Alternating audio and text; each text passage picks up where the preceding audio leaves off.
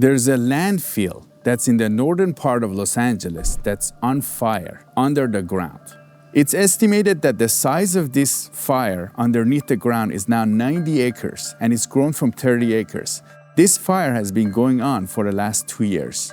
Despite all of the efforts from the landfill management and the LA County government, the fire is still not under control. Our guest today is Pilar Schiavo, California Assemblymember, who's been vocal about this. She's here to tell us what's happening underneath the ground and in the community in the area. Some of those neighbors can walk out their front door and they see 4 of their neighbors who have cancer. It's not normal. I'm Siama Kurami. Welcome to California Insider. Pilar, it's great to have you on. Welcome. Thank you so much for having me. We're in north of LA. You have a landfill in your area, your district, that's unfortunately has been on fire under the ground, right? Can you tell us what's happening? Yeah, so we have at Chiquita Canyon Landfill, which is in the Valverde, Castaic area. A lot of people know the area because they drive down the 5 and they see 6 Flags, and so it's the city that you get to just before that. And that landfill has had an underground fire since 2022, early 2022.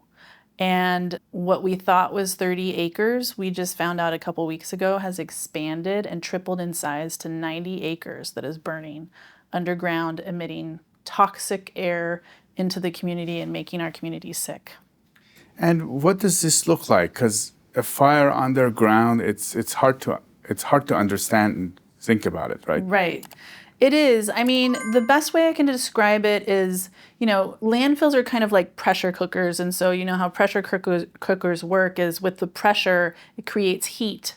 And so sometimes that happens with landfills. It's a normal occurrence that there are little kind of areas that will heat up. But then they'll do work to take away gases or leachate, which is kind of the toxic liquid that's created at landfills. But this one got out of control. They were sleeping on the job and did not get on top of it quick enough, didn't notify authorities and oversight agencies until very late. And so this now has just grown and grown and grown. And unfortunately, the gases that the fire creates help feed the fire. And the leachate, the toxic liquid that it creates, while it's melting trash around it, also helps feed the fire. So it's kind of like this self-contained, self-feeding fire that just kind of can grow and grow and grow and keep burning trash and creating its own fuel. And the residents, there's a community close to this area that they've been complaining, and some of them are even filing lawsuits, right? Yeah, correct. So the community of Valverde, which is this incredible historic community, it was actually called the Black Palm Springs back in the 40s and 50s. Black folks from LA would come up here to vacation to go, swimming when Jim Crow laws didn't allow them to go swimming in pools. And so it became this really, they'd have pageants and all kinds of really wonderful community that was built up there. And over time it's changed, it's gotten more diverse, but that's where the landfill went. And so for years and years, community members have been raising concerns about this. They tried to make sure it shut down when it was supposed to shut down in 2017, and were raising similar health concerns then. Unfortunately, the Board of Supervisors unanimously extended it for another 30 years. And so, you hear about people getting cancer, dying from cancer, and sometimes community members don't even put it together. We just had a press conference yesterday, and one of the community leaders was like, I never really thought about it, but my girlfriend died from cancer a few years ago, and maybe it was connected to the landfill. And you have people, neighborhoods right next to the landfill, literally over the ridge from the landfill, hundreds of feet away. And, some of those neighbors can walk out their front door and they see 4 of their neighbors who have cancer.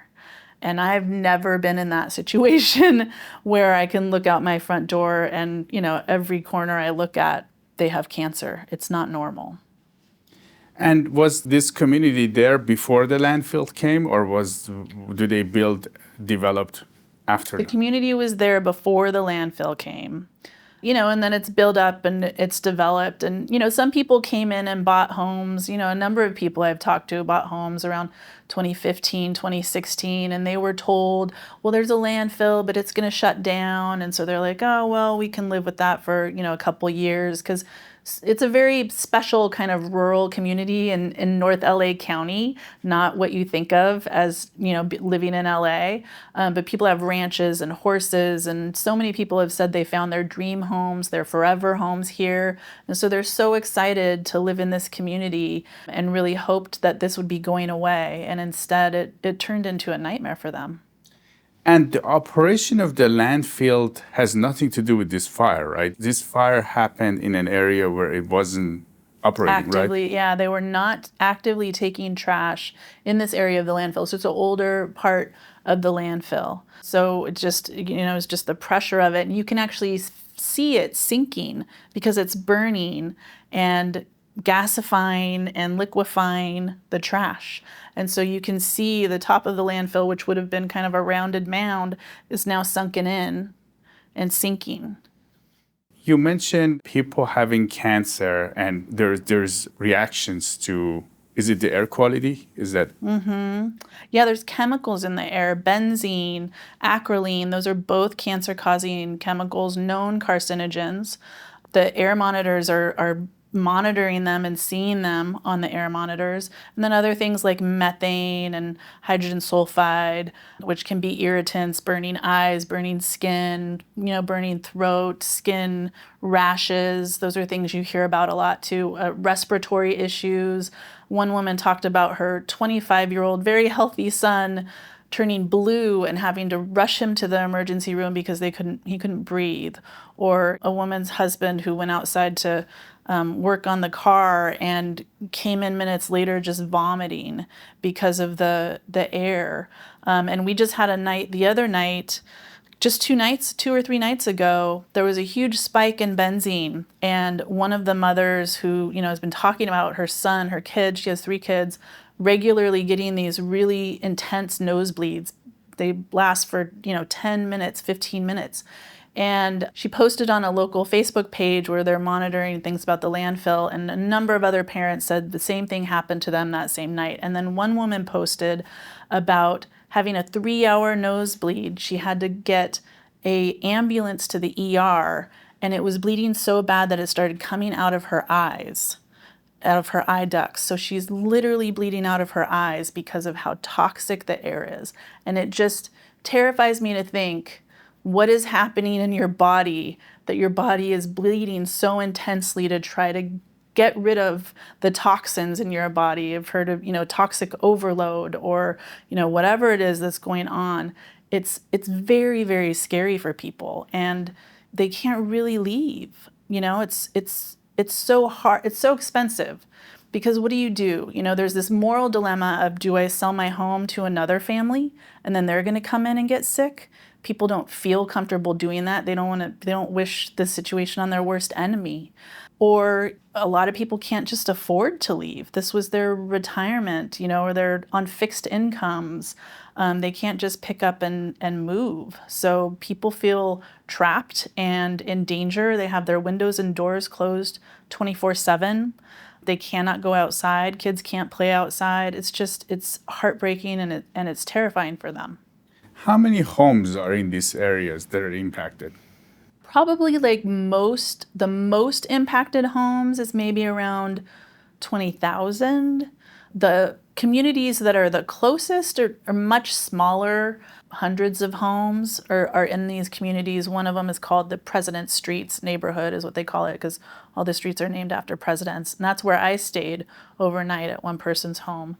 And that's just right over the ridge. And there's another one on the other side that's also that close. But there's a few hundred people. And, in the President Streets area, there's 10 people who have cancer now or have very recently had cancer.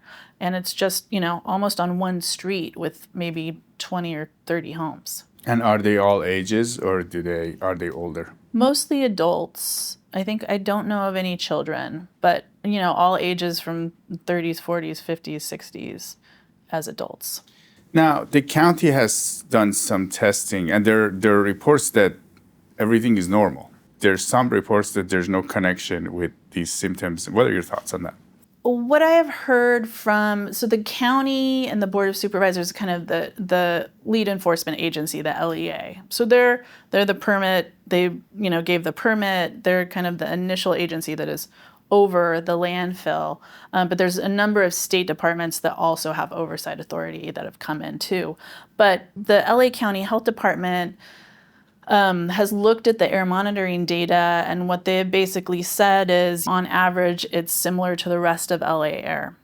I say to that a couple things. One is, in talking with all of these agencies, because I've been convening them on a monthly or more often basis for updates, to push for more action, all of the things that need to happen. And there's a general agreement that the science is not there yet to really be able to detect what people are experiencing. And that's part of the challenge, is that, the air monitors only test for what you tell it to test for. Certain chemicals or certain particles. And so there could be things in the air that they don't even know are there to test for. Number one, the human nose is much more sensitive than an air monitor. People have different levels of sensitivity, and so some people living right next to each other might be impacted completely differently. And then what I said to the lead health department folks who gave me that answer is, well, I invite you to go have coffee with Jennifer, who I stayed with, in her patio, and hang out for an hour and tell me if that's how you feel anywhere else in LA. Because every time I go to this community, I get a headache within a half hour. I often feel sick to my stomach. When I stayed at Jennifer's house, my eyes were burning, my skin was turning red and seemed to be having some kind of a reaction, was like very hot to the touch. My throat started burning. And the next morning when I was getting ready for the day, I blew my nose and my nose started bleeding. And that was just 12 hours of staying there from 7 p.m. to 7 a.m. And so, these folks are living 24/7 in this community, going to school there, working there, and they're starting to get tremors. There's a number of people who have tremors and they'll hold up their hands and they shake like this. I went to lunch with a number of community members, and one of the men, who's this big, veteran, probably 6'6", teddy bear kind of big guy, and he couldn't eat his miso soup at the Japanese restaurant because it was shaking so much it would just fall out of the spoon. It's heartbreaking what people are going through, and it's not a state of emergency for some reason, and I can't believe it. why did you go there to stay? Because I wanted to experience it for myself. I thought that was important for me to have firsthand experience and also to validate what people are experiencing. And it was shocking that I had so many symptoms so quickly. And we were indoors. And I had all of those symptoms. We went outside and they kind of, pointed me around like where the landfill was and their property and things like that for 5 minutes or something. We went back in and then they took me out. I stayed in a little trailer, travel trailer that they had on their property. And they took me out to get settled. And then I left my door open for about an hour with the screen closed while I was responding to emails and getting ready for bed and stuff. And I was maybe exposed, not even just out in the air, for about an hour and 10 minutes, 15 minutes. My eyes burning, the headache, all of that came on when I was inside talking to them. And just within half hour, an hour. So even when people are inside with their windows and doors closed, some people, the smell is so bad and the odor, the toxic odors are so bad, they've had to go sleep in their car in the Walmart parking lot because they had to get out of their house because they were scared. Their oxygen levels dropping to something that you would be hospitalized for. It's very scary. Some of you may be wondering, why are we talking about Shenyun on California Insider? It's a dance about China, but ancient China. I'm a big fan of Shenyun. I've been to it 14 times. Every year I go. The first time I went to Shenyun, it was so amazing. It was so uplifting. The colors, the energy, they put you into scenes of thousands of years ago. and you feel like how the ancient people lived, and you get to appreciate the history of humanity. There's a lot more to this show. It's gonna be here in Southern California, and I wanna make sure you guys go see it. You don't wanna miss this show. You have to see it at least once. And make sure to tell us what you think afterwards. It was spectacular, so beautiful. I thought I was going to heaven. Oh, it was electric. I'm getting chills talking about it. It gets a 10 from me, that's for sure. It was that good. Absolutely marvelous. Hands down the best show I've ever seen.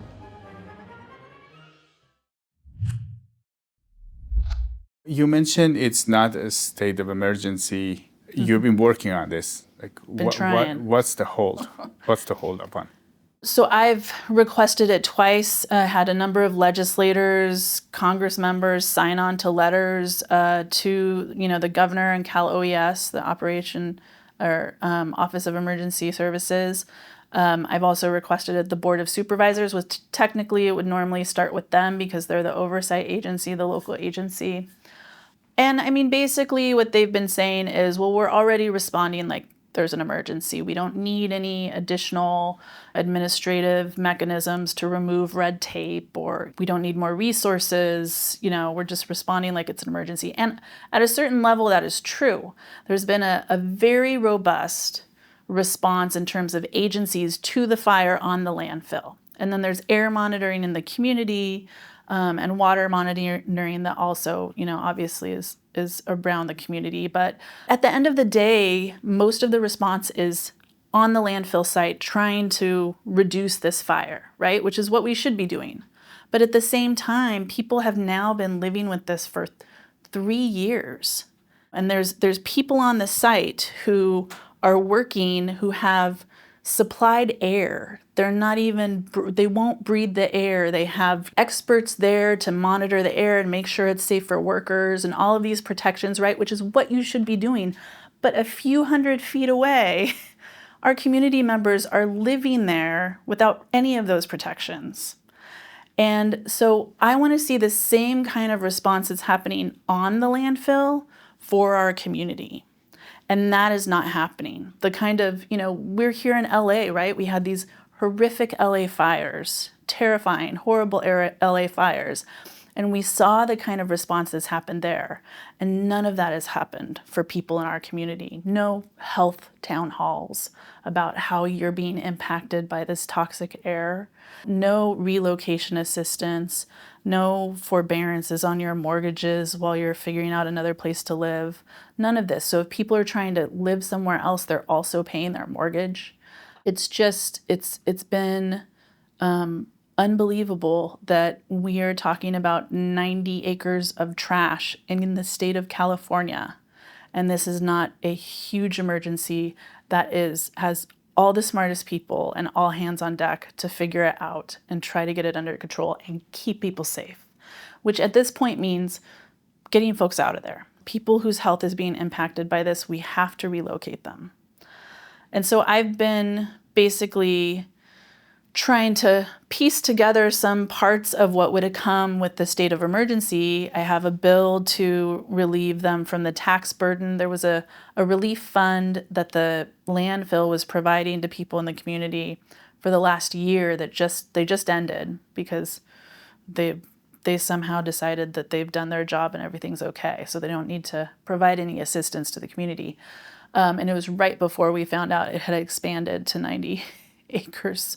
So making sure that there's not further tax burden on people who took that money because it came in and went out the door. $1,200 a month electric bills because you're running the AC all the time. Some people had to replace swamp coolers with HVAC systems, incredibly expensive. Everybody's running these industrialized size air purifiers, doctor's visits, all of these costs. So we're making sure that they don't have a tax burden from that. They don't get kicked off state assistance if they're on it because of that. We have a budget request for $25 million to try to relocate folks. And then we also are doing a third bill for additional regulations to try to prevent this kind of a disaster from happening again. And if it does, have the kinds of fines that actually can help pay for relocating and assisting the community if we need to. Did these symptoms start when the fire started in the community? If you talk to people in the community, they talk about it getting really bad kind of the summer before last. They started really smelling strong odors. And so now, I mean, you can smell it most of the day, honestly.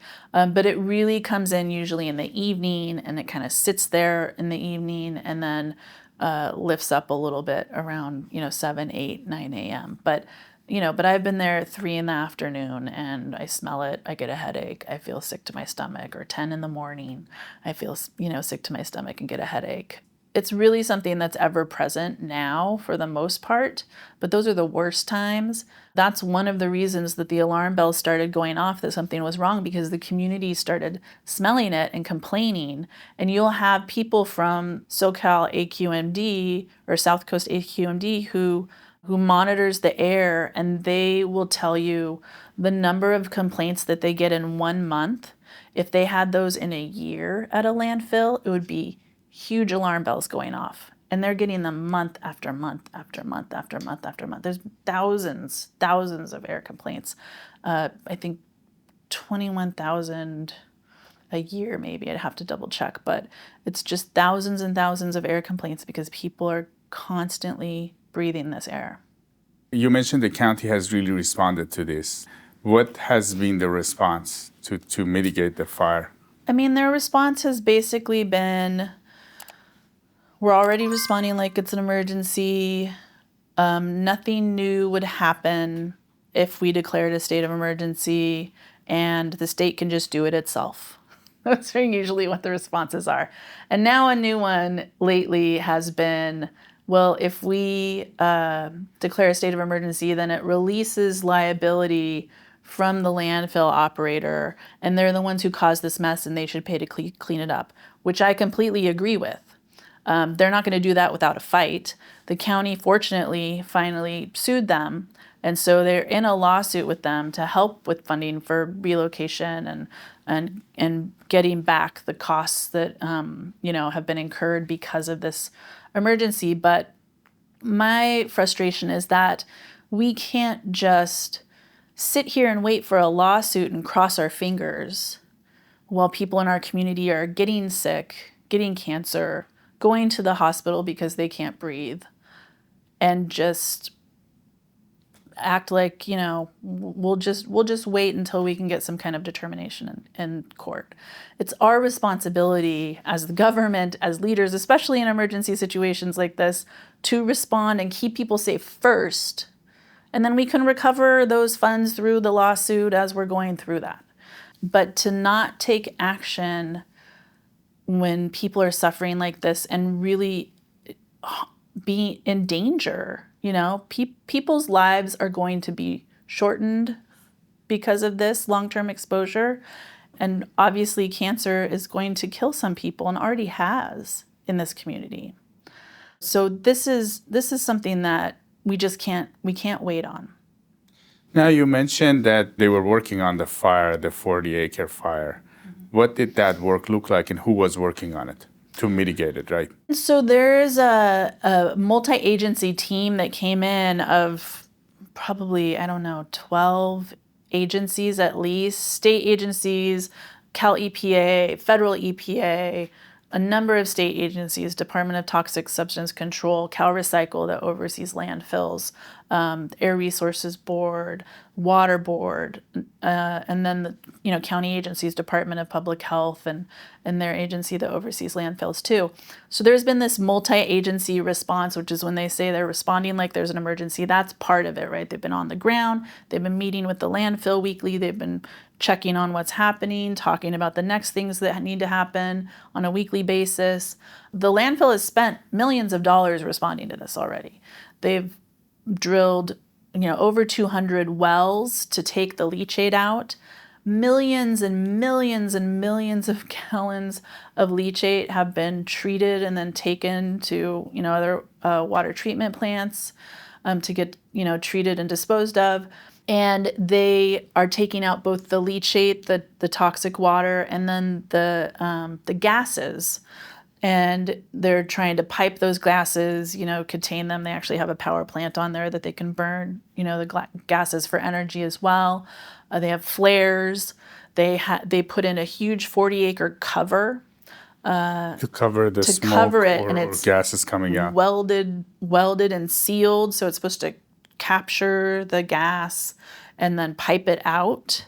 The problem is, while that it does seem like that has had some impact, it's grown from the 30 acres that were under that cover. So it was 30 acres. It wasn't 40. It was 30, yeah, and they did kind of a 40 acre to do a little extra space. It was around 30, and then but it's traveled now out from under the cover. Now it's 90 to acres. other places. Yeah, to the rest of Is it in the same area? It's in the same, they call them cells. And so it's in the same cell, but that cell is around 162 acres total, I think. And so it has the potential to, continue to grow and could even move into potentially neighboring cells, which would be an absolute nightmare. So this is very serious, and there's not a lot of options to be able to put it out. What they've been spending millions of dollars doing, all the wells, the cap, the treating the leachate and getting that out of there, it's tripled in size. It's not working. Despite the best intentions and investments and work and experts, is not working. And we don't have the time to wait another year or 3 years and see what might work next. And the worst thing is, when it was 30 acres, they were talking about it burning for a decade. And now that it's grown to 90 acres, they are talking about it burning for multiple decades.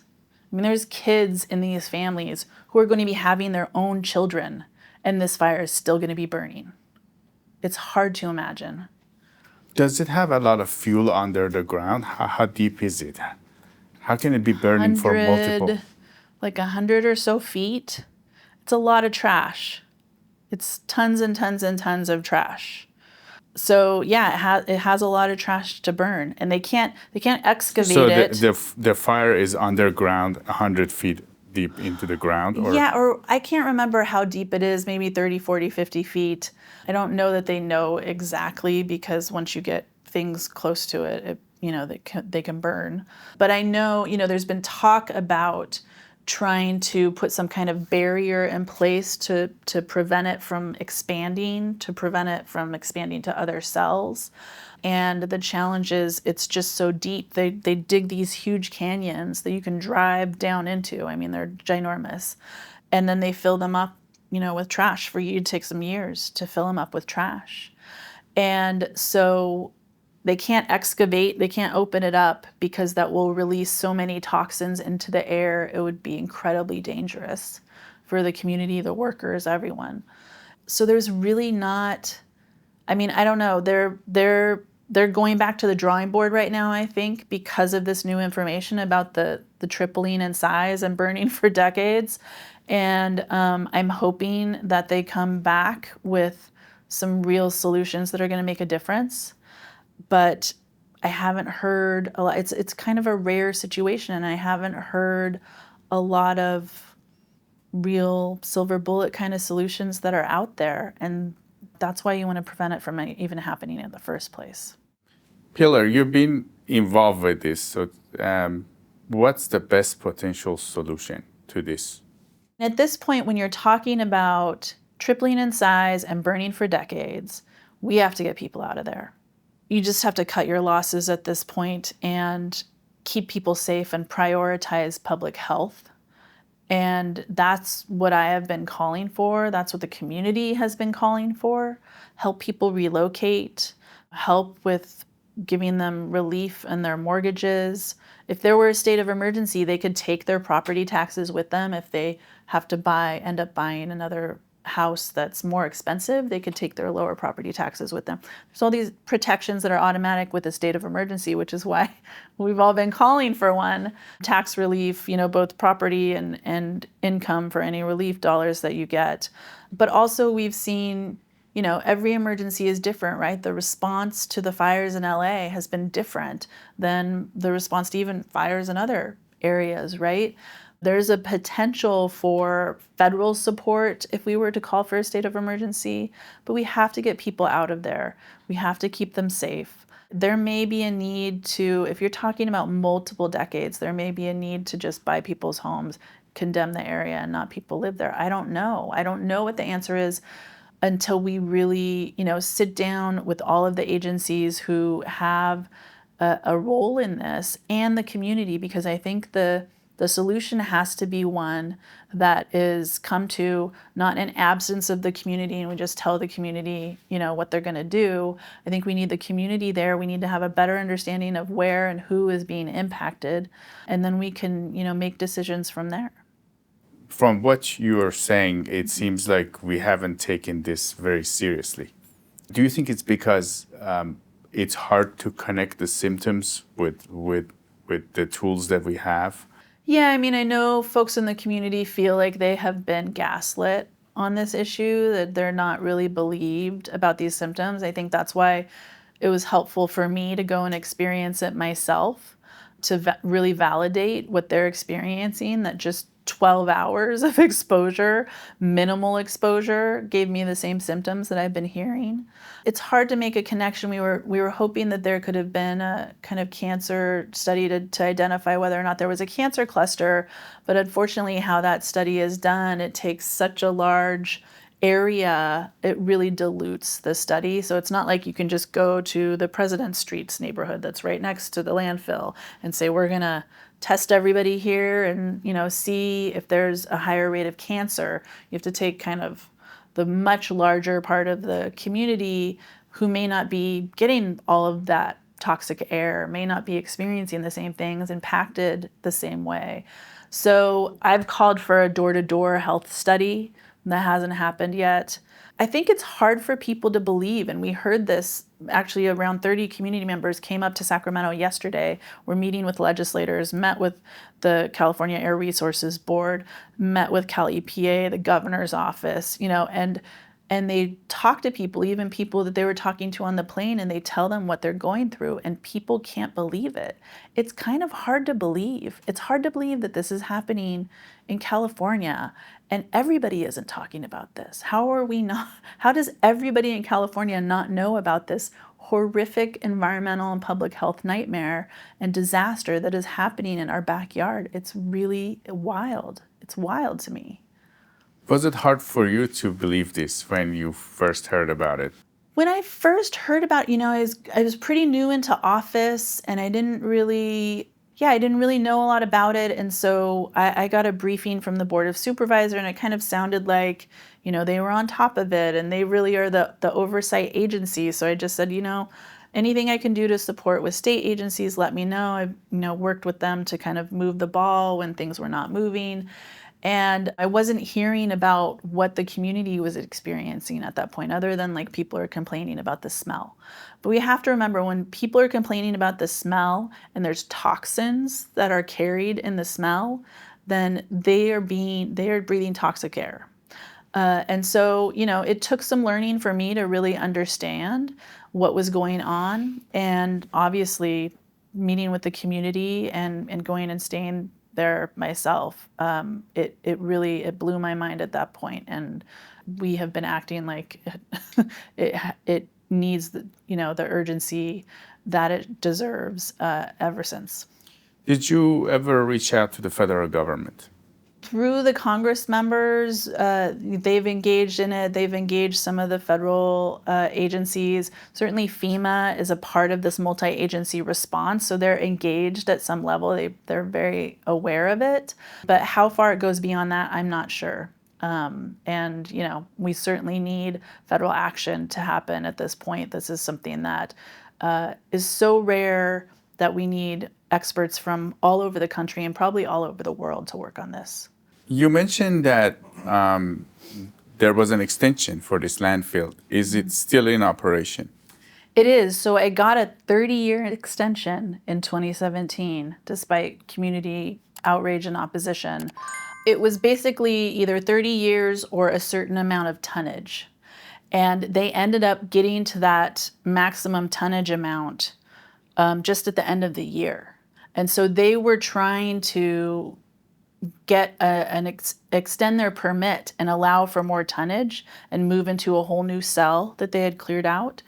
And fortunately, the agencies that have been overseeing this disaster held the line. And so the State Water Board actually is why they are not accepting trash anymore. As of the first of this year, they're no longer accepting trash. So they're not technically closed, but they're not accepting trash anymore because the water board demanded proof that it was not going to somehow impact the current crisis that's happening, and they couldn't really prove that. And so the water board would not allow them to get a new permit to accept additional waste. Was the risk for it to get into the water tables? Is that? Yeah, so they've been monitoring it, and they were caught on camera dumping it directly into the storm drains. It's really So the fluid that was coming out of the toxic leachate, the toxic fluid that's coming out of it. I mean, if you look at it, you have a clear plastic bottle and they fill it up with leachate. It's black. It looks like it's a solid black bottle because you cannot see light through it. You can't see anything through it. And that's what they were dumping into the water. And so they issued violations. I mean, all the agencies overseeing them have issued multiple violations for exceeding air pollution allowances, for water, for a number of different things. But their ability to regulate it only goes so far. They can keep issuing and they can do some fines sometimes, but they didn't have a lot of power to really force them to do things. But when they were trying to expand, at least they were able to hold the line there and stop that expansion from happening thanks to the State Water Board. You mentioned the emergency response group. Are they all actively involved with the landfill? Are they doing the work of mitigating, or is it the landfill that's doing it? It's the landfill. I mean, there's been an understanding and an agreement that the landfill did cause this crisis, right? They caused this nightmare. They were not on top of it. They didn't inform agencies quick enough to actually get it under control and get help. Like all kinds of red flag after red flag on how they handled this situation. And at the end of the day, it was their responsibility. They're the operator. And so they want to make sure that they're paying for the work that needs to be done. And they have been. They've, staffed up. They've drilled wells. They've capped it. They've done all of this work. But it's the agencies have been really pushing them to make sure that they're doing all of these things. Left to their own devices, I don't think all of this would have happened. And do we know what is burning? What is in there that's burning? Yeah, it's scary to imagine what could be burning. Batteries, Teflon, forever chemicals, like PFAS, all kinds of, toxic things. It's hard to say. I'm not sure how far back this goes to, but I know people in the community have been concerned about rocket fuel or things like that coming from. There's a big, aerospace and defense industry in this area. And people have heard that it was brought to Chiquita Canyon over the years, back especially before it was really monitored. Did this come from LA, and how old is it? So it's LA County trash. I think pretty much all of it is coming from LA County. So, at a certain level, we all have a responsibility here, right? We're all have benefited from a place to put our trash that we are creating every single day. We need to share in making sure that the solution is also our responsibility. We need to step up and make sure that we're there for that community who's been really taking the brunt of what we've been creating for decades. For our viewers that care about other Californians, what can people do to help you guys out? Supporting our community every way you can would be amazing. If you are in LA County, call your board of supervisor, write your board of supervisor, ask for them to declare a state of emergency, or in the absence of that, respond as if there is a state of emergency for the community and give them the support that they need. If you are not in LA County, you can get in touch with your assembly member or your state senator and ask them. You can ask your Congress member to elevate this at the federal level. We really need every level of government to come in, to respond, to support our community, and to keep people safe. We hope that you can control this fire soon. Thank you. Thank you. Me too. Pilar Schiavo, California Assembly member. It was great to have you on California Insider. Thank you so much. Thank you for covering this. Our community is incredibly grateful. Let us know what you think of the landfill fire. Should the federal government get involved, or should the landfill company do more? How about the state? Make sure to tell us what your thoughts are. Remember, you can email us at siamak@californiainsider.com or comment. We read all of your emails and comments. Epoch Times investigative reporter, Beige Luciano Adams, has done some amazing work on this issue, and she's talked to different sides of this problem. And she has an investigative in-depth report that you must read. This is Siamak Khorrami with California Insider. We'll see you next time.